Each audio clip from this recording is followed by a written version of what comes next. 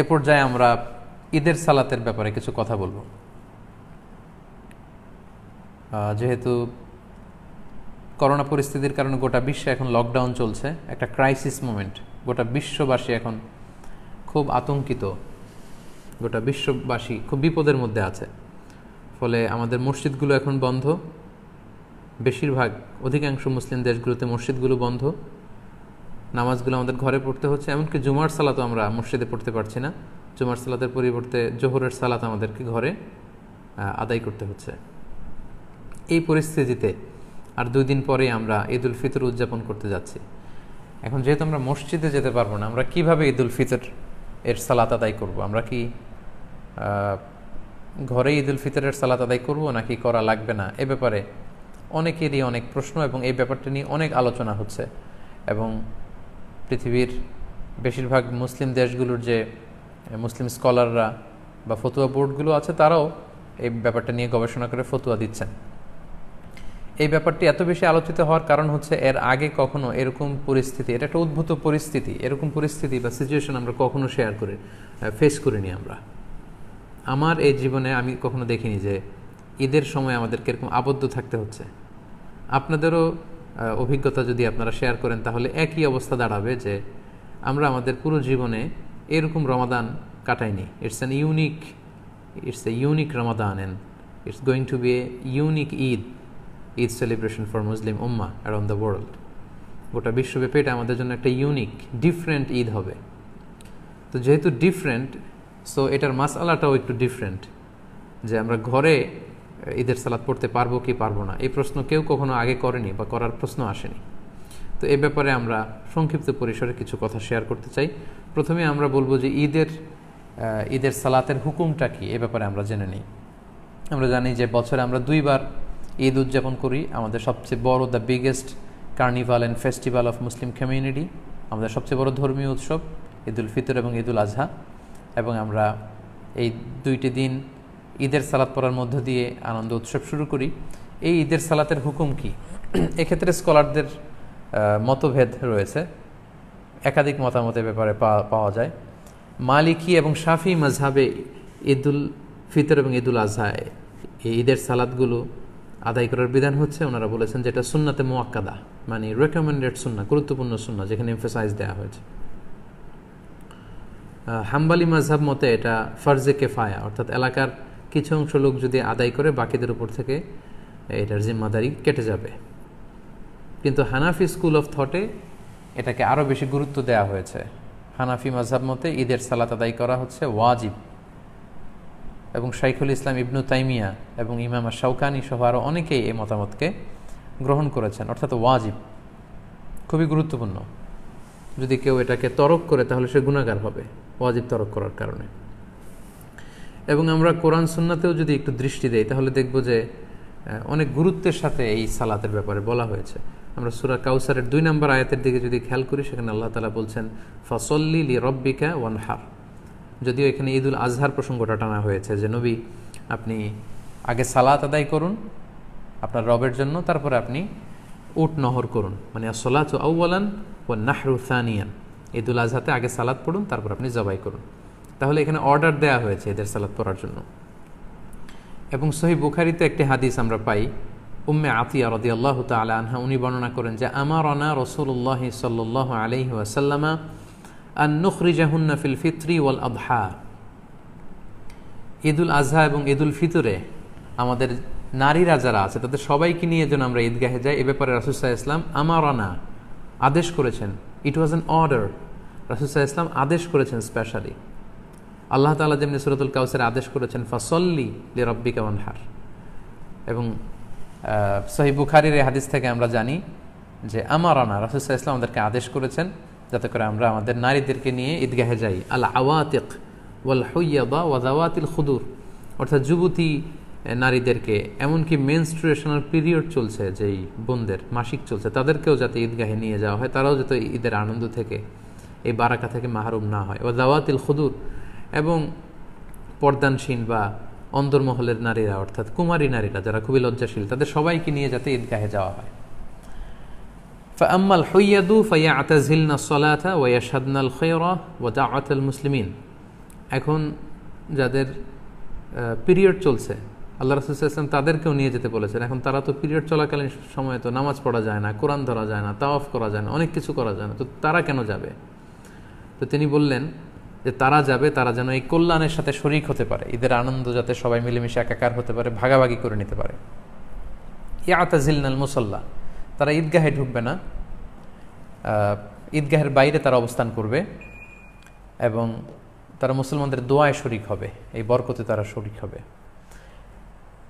তারপরে এক সাহাবী মহিলা অথবা উম্মে আতিয়া রাদিয়াল্লাহু তাআলা আনহা নিজেই তিনি আল্লাহ রাসূল সাল্লাল্লাহু আলাইহি ওয়াসাল্লামকে জিজ্ঞেস করলেন যে, ইয়া রাসূলুল্লাহ, ইহদানা লা ইয়াকুনু লাহা জিলবাব ক্বালা লিতুলবিসহা উখতুহা মিন জিলবাবিহা। উম্মে আতিয়া রাদিয়াল্লাহু তাআলা আনহা বলেন, ইয়া রাসূলুল্লাহ, আমাদের অনেক বোনদের তো পর্যাপ্ত পরিমাণে ঢোলা জামা নেই বা ওড়না নেই, তো পর্যাপ্ত ওড়না বা জামা না থাকলে আমরা কিভাবে ঈদের নামাজে শরিক হব? আল্লাহ রাসূল সাল্লাল্লাহু আলাইহি ওয়াসাল্লাম বললেন, তোমাদের অন্য বোন যাদের দুইটা ওড়না আছে তারা তাদের একটা ওড়না দিয়ে তার বোনকে হেল্প করবে, তারপরেও যেন তারা যায়। তো এই হাদিসগুলো থেকে এবং কোরআনের আয়াত থেকে আমরা বুঝতে পারলাম যে ঈদের সালাতের ব্যাপারে আল্লাহ রাসূল সাল্লাল্লাহু আলাইহি ওয়াসাল্লাম খুব বেশি গুরুত্ব আরোপ করেছেন। আমারও না, ইট ওয়াজ অ্যান অর্ডার। পাশাপাশি মুওয়াযাবাতুন নবী সাল্লাল্লাহু আলাইহি ওয়াসাল্লাম আলাইহা ওয়া আসহাবু, আল্লাহ রাসূল সাল্লাল্লাহু আলাইহি ওয়াসাল্লাম এবং সাহাবারা সব সময় ঈদের সালাত আদায় করেছেন, কখনোই ঈদের সালাতকে ওনারা তরক করতেন না। তো এগুলো থেকে বোঝা যায় কোরআন সুন্নাহর আলোকে যে ঈদের সালাতের ব্যাপারে আমাদের শরিয়া এটা খুবই গুরুত্ব আরোপ করেছে। এখন প্রসঙ্গ হচ্ছে, এই লকডাউন পিরিয়ডে যদি মসজিদ আমাদের বন্ধ থাকে, ঈদগাতে জড়ো হওয়ার সুযোগ না থাকে, আমরা ঈদের সালাত বাসায় পড়তে পারবো কিনা? আমি আগেই বলেছি এটা একটা বিশেষ পরিস্থিতির কারণে এই প্রশ্নটা বা এই মাসআলাটা আমাদের সামনে এসেছে। এর আগে সাধারণত আমরা এ জাতীয় প্রশ্নের সম্মুখীন হইনি। এটা একটা উদ্ভূত পরিস্থিতির কারণে এই কোশ্চেন সব জায়গায় রেইজ হচ্ছে।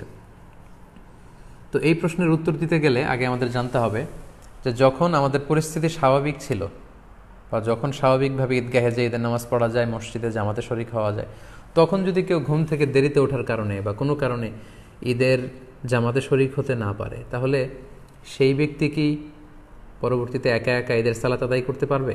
এটার উত্তরটা আমরা জেনে নিলে এই পরিস্থিতিতে আসলে আমাদের কি করা উচিত হবে এটা আমরা খুব সহজেই অনুমান করতে পারবো।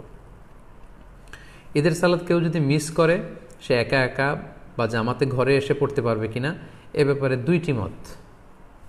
প্রথম মত হচ্ছে মেজরিটি স্কলারদের মত, জুমহুরুল ফুকাহা, শাফিঈ, মালিকি, হাম্বলি সহ মেজরিটি স্কলারদের মতামত হচ্ছে কেউ যদি ঈদের সালাত জামাতে পড়তে না পারে, মসজিদে যদি মিস করে, ঈদগাহে যদি মিস করে, বাসায় এসে একা একা কিংবা জামাতে সে পড়তে পারবে।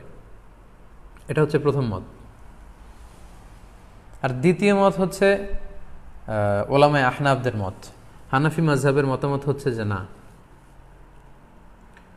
ঈদের সালাত যদি কেউ মিস করে কোনো কারণে, ঈদগাহে যেয়ে যদি পড়তে না পারে বা মসজিদে যেয়ে পড়তে না পারে, তাহলে তার আর ঈদের সালাত পড়া লাগবে না। কেন পড়া লাগবে না? হানাফি মাযহাবের দলিল হচ্ছে ঈদের জামাতটা এটা একটা সামাজিক ইবাদত। জুমার সালাতের ক্ষেত্রে যে সমস্ত শর্ত, ঈদের সালাতের ক্ষেত্রেও একই শর্ত, তাই এটা সামাজিকভাবে পড়তে হয়। তাই জুমার সালাত যদি কেউ মিস করে, সে যেমনি ঘরে একা একা জুমা পড়তে পারে না, তাকে আলাদাভাবে 4 রাকাত জোহর পড়ে নিতে হয়, তেমনি ঈদের সালাত কেউ মিস করলে সে বাসায় এসে আর ঈদের সালাত পড়তে পারবে না বা পড়ার প্রয়োজন নেই। এটা হচ্ছে হানাফিদের যুক্তি, ওলামায়ে আহনাফদের যুক্তি।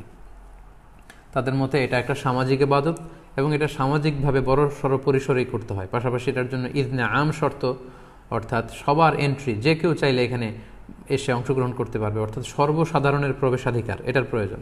তো ঘরে এসে পড়লে সে সামাজিকতাও থাকে না আর ইজনে আমের বিষয়টাও থাকে না। তাই ঈদের সালাতকে মিস করলে তার আর ঈদের সালাত ঘরে এসে পড়ার দরকার নেই।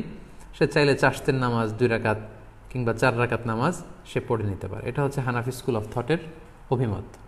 আর মেজরিটি স্কলারদের, জমহুরুল ফুকাহা, তাদের মতামত যদি আমরা দেখি, ওনারা বলেছেন না, যদি কেউ মিস করে তাহলে ঘরে এসে সে একাকী পড়তে পারবে।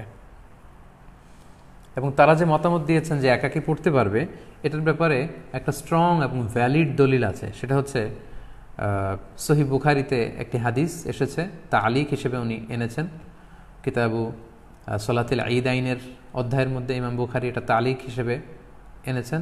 পাশাপাশি মুসান্নাফ ইবনে আবি শাইবাতেও এই হাদিসটি এসেছে। প্রসঙ্গটা হচ্ছে আনাস রাদিয়াল্লাহু তাআলা আনহুর প্রসঙ্গ। উনি ওনার শেষ জীবনে বসরাতে থাকতেন, ইরাকের বসরা শহরে থাকতেন। একদিন কোনো কারণে উনি এবং ওনার ফ্যামিলি মেম্বার ঈদের জামাত ওনারা মিস করেছেন। মিস করাতে উনি বাসায় এসে সবাইকে নিয়ে ঈদের জামাত আদায় করেছেন বাসায়, এবং হাদিসটি সহিহ বুখারীতে এসেছে। আমি হাদিসটা আপনাদেরকে পড়ে শোনাচ্ছি। عن أنس رضي الله عنه أنه كان إذا فاتته صلاة العيد مع الإمام কোন এক সময় আনাস রাদিয়াল্লাহু তাআলা আনহুর যখন ইমামের সাথে ঈদগাহে ঈদের সালাত তিনি মিস করলেন, ফাউত হয়ে গেল, জামাআ আহলাহু ওয়া মাওয়ালিহি, তিনি বাড়িতে এসে ওনার ফ্যামিলি মেম্বার্সদের সবাইকে এবং ওনার আজাদকৃত যত দাস দাসী আছে সবাইকে একত্রিত করলেন। সুম্মা কামা আব্দুল্লাহ ইবনু আবি উতবাতা মাওলাহু ফায়ুসাল্লি বিহিম রাকাতাইন, তারপর ওনার আজাদকৃত দাস আব্দুল্লাহ ইবনে আবি উতবা ওনাকে বললেন যে তুমি আমাদেরকে নিয়ে ঈদের সালাতের ইমামতি করো। আব্দুল্লাহ ইবনে উতবা আনাস রাদিয়াল্লাহু তাআলা আনহুর অনুমতিক্রমে সবাইকে নিয়ে 2 রাকাত ঈদের সালাত ঘরে আদায় করলেন বাসায়। ইউকাব্বিরু ফীহিমা, এবং প্রতিটি রাকাতেই তিনি অতিরিক্ত তাকবীরগুলো দিয়েছেন। এই হাদিসটা সহিহ। তো এই হাদিসের আলোকে মেজরিটি স্কলাররা, জুমহুরুল ফুকাহারা বলেছেন, যেহেতু আনাস রাদিয়াল্লাহু তাআলা আনহুর ঈদের সালাত মিস হয়েছিল, উনি ঘরে এসে জামাতে সবাইকে নিয়ে আদায় করেছেন। এই সহিহ হাদিসের আলোকে বোঝা যায় কখনো যদি কারো ঈদের সালাত মিস হয়ে যায় ঈদগাতে বা মসজিদে, তাহলে সে ব্যক্তিও ঘরে এসে একাকী কিংবা জামাতের সাথে ঈদের সালাত আদায় করতে পারবে। এটার ভ্যালিডিটি আছে, কেননা আল্লাহ রাসূল সাল্লাল্লাহু আলাইহি ওয়াসাল্লামের খুব কাছের একজন সাহাবা এমনটি আমল করেছেন।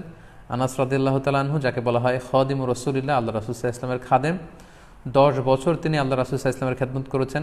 আল্লাহ রাসূল সাল্লাল্লাহু আলাইহি ওয়াসাল্লামের চিন্তা, চেতনা, অ্যাটিটিউড সম্পর্কে তিনি খুব ভালো জানতেন, এবং সেগুলোর আলোকেই তিনি সিদ্ধান্ত নিয়েছেন যে মসজিদে মিস হলে এটা ঘরে পড়া যায়। এই দলিলের আলোকে মেজরিটি স্কলাররা বলেছেন পড়া যাবে। তো এখন এই লকডাউন পিরিয়ডে যেহেতু আমাদের মসজিদ বন্ধ, আমাদের অবস্থাটা অনেকটা এমনই যে আমরা ঈদগাহে যে জামাত পড়তে পারছি না। অনেকটা আনাস রাদিয়াল্লাহু তাআলা আনহুর এই ঘটনার সাথে কেয়াস করেই এখন আমাদেরকে সলিউশন খুঁজে নিতে হবে। তাহলে সলিউশনের ক্ষেত্রে 2টা দিক আমাদের দাঁড়ালো।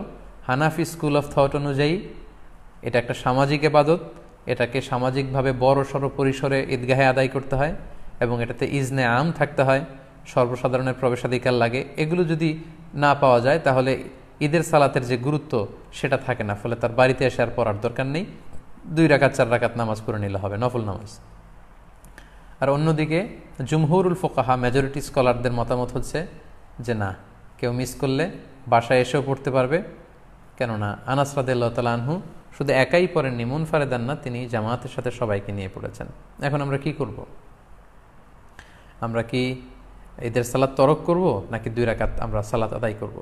সম্মানিত শুধু এই দীর্ঘ সময়ের বিশ্লেষণ শেষে আপনাদের কাছে আমি আমার ব্যক্তিগত অভিমতটুকু পেশ করতে চাই যে বর্তমানে যেহেতু এটা একটা কন্টেম্পোরারি মাসআলা, এবং আরব বিশ্বসহ পৃথিবীর বেশিরভাগ মুসলিম দেশের যে ফতুয়া বোর্ড, ওনাদের মতামত হচ্ছে যে আপনারা যেহেতু বাইরে যে ঈদের সালাত পড়ার সুযোগ নেই, আপনারা ঘরে ঈদের সালাত আদায় করুন। যেহেতু আনাস রাদিয়াল্লাহু তাআলা আনহু এমনটি করেছেন, এবং সেটার আলোকেই আমরা এই সিদ্ধান্তে উপনীত হতে পারি যে আমরা চাইলে আমাদের ঘরে ঈদের সালাত একা একাও আদায় করতে পারবো, জামাতের সাথেও আদায় করতে পারবো। আমরা জানি যে ঈদের সালাত ঈদের দিনের আনন্দকে অনেক গুণ বাড়িয়ে দেয়। আমরা যদি ঈদের সালাত আদায় না করে এমনি নফল নামাজ বা চাশতের নামাজ 2-4 রাকাত পড়ি, ঈদের আনন্দ কিন্তু আমরা পাবো না। আমরা জানি যে ঈদের সালাতে অতিরিক্ত তাকবীর দিতে হয়, যেটা অন্য কোনো নামাজে নেই, ফলে এটা ঈদের জন্য একটা বড় আনন্দের কারণ, এবং এটা অনেক বড় একটা শেয়ার। যেহেতু সহিহ হাদিস এখানে পাওয়া যাচ্ছে এবং মেজরিটি স্কলারদের মতামত পাওয়া যাচ্ছে, সেটার আলোকে আমরা চাইলে কিন্তু ঈদের সালাত আদায় করতে পারি। কারণ হানাফি মাযহাবে কিন্তু এমন বলা হয়নি যে আপনি যদি ঈদের সালাত আদায় করেন ঘরে এসে আপনার গুনাহ হবে, বরঞ্চ হানাফি মাযহাবে এটাও সাজেস্ট করা হয়েছে যে ঈদের সালাত পড়া লাগবে না, বরং 2 রাকাত চাশতের নামাজ অথবা 4 রাকাত নফল নামাজ পড়ুন। তো সেক্ষেত্রে আপনি ঈদের সালাতে আদায় করেন, যেহেতু সহিহ হাদিসে সাহাবীর আমল দ্বারা এটা প্রমাণিত, মেজরিটি স্কলাররা বলেছেন। তো হানাফি মাযহাব অনুযায়ী আপনার ঈদের সালাত যদি আদায় নাও হয়, এটা তো একটা নফল নামাজ হিসেবে আল্লাহর কাছে কবুল হবে ইনশাআল্লাহ।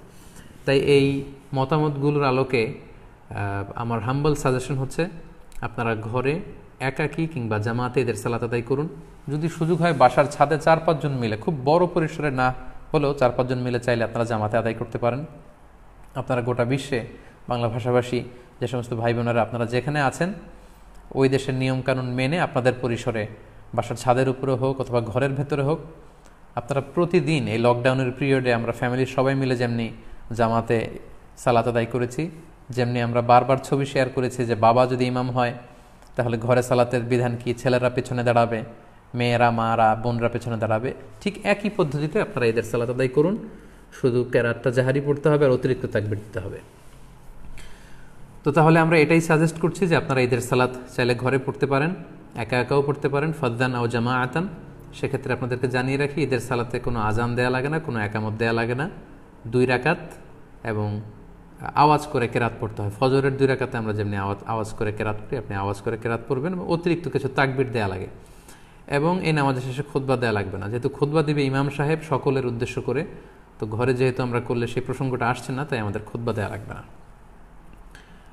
ঈদের সালাতে আমাদের অতিরিক্ত তাকবীর দিতে হয়। এই তাকবীরের প্রসঙ্গটা 1 মিনিটে শেয়ার করে আজকের লাইভ প্রোগ্রাম আমি শেষ করতে যাচ্ছি ইনশাআল্লাহ।